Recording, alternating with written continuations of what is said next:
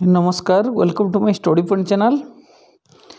चिर सुविधा परम वंदनिया हे भारत माता, शांति मैत्री प्रगतिर वार्तावर ए तिरंग पताका 74तम साधारणतंत्र दिवस अवसर आयोजित सभारे सभापति महोदय, मंचासीन उपस्थित अतिथिवृंद, आज पवित्र दिवस समस्त को मोर आंतरिक प्रणाम एवं हार्दिक अभिनंदन एवं शुभेच्छा। दीर्घ 200 वर्ष ब्रिटिश सरकार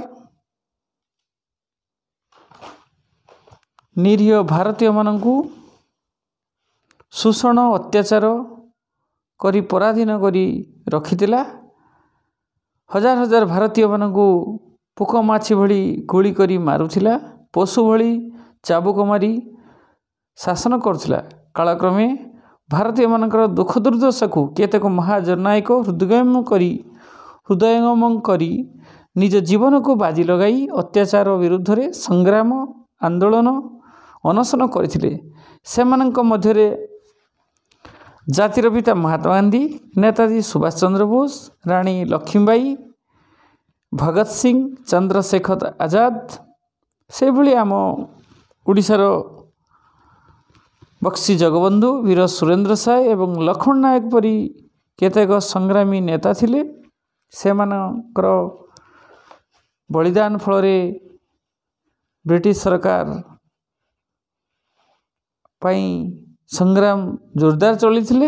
एभली अनेक वीर पुरुष को तुमूल संग्राम फल और बलिदान फल आम भारत वर्ष पराधीनतार श्रृंखल 1947 मसीहा अगस्ट 15 तारिख में मुक्त है। से दिन ठारू शासन भार संपूर्ण मात्रा रे भारतीय हाथ को आसीथिला। विधिवत भाव लिखित संविधान भारतर ब्रिटिश संविधान अनुसार शासन कार्य चालू रही। जदिओ देशर स्वाधीनता घोषित होगा पूर्व 1946 मसीहा डिसेम्बर 9 तारिख संविधान सभा गठित होई संविधान प्रणयन कार्य आरंभ होता, किंतु ता संपूर्ण होगापाई दीर्घ 2 वर्ष 11 मास 18 दिन समय लगी। आउ थे शुणु, दीर्घ 2 वर्ष 11 मास 18 दिन 1949 मसीहा नवेम्बर 26 तारिख 795टी धारा एवं 10टी अनुसूचित विशिष्ट विश्वर सर्वबृहत्तम लिखित संविधान प्रस्तुत होई गृहीत होइतिला। एही संविधान हेउची शासन खसड़ा जातीय नियम बा प्रणीत ग्रंथ बा सम्यक विधान अर्थात आईन शासन। संविधान प्रणयन सभार अध्यक्ष थिले डॉक्टर भीमराव आंबेडकर एवं अन्य जो विशिष्ट व्यक्ति माने एही सभारे थिले से माने हेले डॉक्टर राजेंद्र प्रसाद, सरदार वल्लभभाई पटेल, के एम मुंशी, विजय लक्ष्मी पंडित, सुचेता कृपालिनी, श्यामा प्रसाद मुखर्जी प्रमुख 1949 नवेम्बर 26 रे संविधान गृहीत होई 1950 मसीहा जनवरी 26 कार्यकारी हेबा पर्यंत एक ऐतिहासिक कारण मध्य रही। जनवरी 26 दिन तात्पर्य होची जे देश स्वाधीन पूर्व 1930 मसीह निखिल भारत कांग्रेस कमिटीर लाहौर अधिवेशन व्यवस्था सभा को वर्जन करने सह पूर्ण स्वराज पाई दाबीपत्र गृहीत होइथिला। जनवरी 26 रे पराधीन भारत प्रथम स्वाधीनता दिवस पालित होई थिला। 1930 मसीहा लवण सत्याग्रह बेले लवण आईन भांगी महात्मा गांधी गिरफ होइथिले।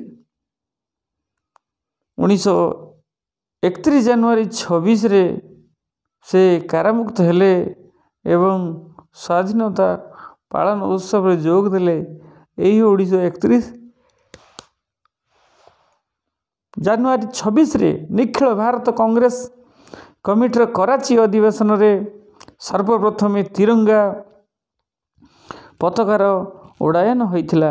1932 जनवरी 25 मध्यरात्रि माड्रास जड़े साहसी युवक सेठार ब्रिटिश सेनार मुख्य दफ्तर पोर्ट सेंटर जर्ज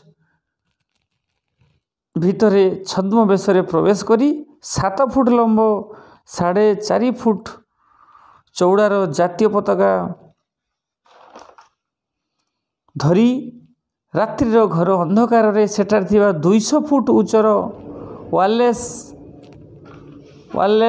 ट्रांसमिशन टावर ऊपर को चढ़ी जातीय पताका को बांधी देइथिले। सेही पताकार ऊपर लिखि देइथिले आजिटार भारत तार श्वासक्रिया पई स्वाधीनतार पवन ग्रहण करिवो। 26 तारिख सकाळे समग्र माड्रासर लोके देखिथिले जे सैनिक छाउणी उपरे उड़ुथिबा तिरंगा पताका को यही घटना सेतेबेले बहु मात्रा आलोड़न सृष्टि करथिला। स्वाधीनता प्राप्ति पर्यंत प्रति जनवरी 26 तारिख रे ही देश स्वाधीन लाभ करने को चाहूथिबा नेतृवृंद इच्छा पूर्ण न हेबारु देशर संविधान को यही दिन कार्यकारी करा जाऊ समस्तंकर इच्छा रहिला। सबुआड़ू परामर्श चाप एवं समस्तकर उत्साह सते साधारणतंत्र दिवस पालन करिया पई जनवरी 26 को प्रस्ताव आगत है। जाति धर्म वर्ण निर्विशेष समस्त भारतीय सेमानकठारु हिमालय ठारू कन्याकुमारी पर्यंत ये जातीय पवित्र दिवस को खूब धूमधाम रे पालन करती।